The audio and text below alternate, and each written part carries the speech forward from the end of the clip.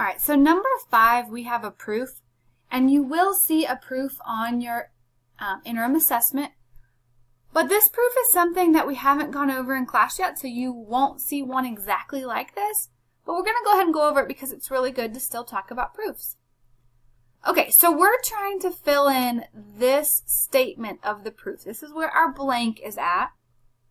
And it says alternate interior angles of parallel lines are congruent.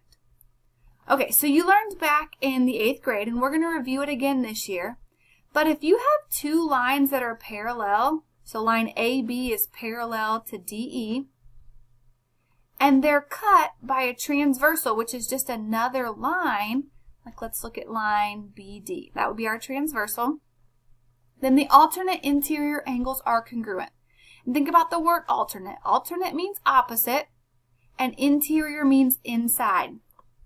Here, I think I wrote it up here. Let me paste. Well, where did it go? There it is. Okay, so this is a little reminder. So if we look up here, this angle and this angle, those are on alternate sides of the transversal on the inside. But it already told us that angle B is congruent to angle D because of that. So then we need to look at the other transversal.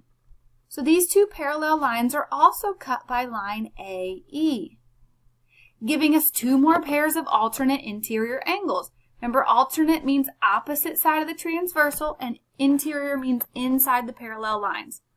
So we're also going to have angle A congruent to angle E.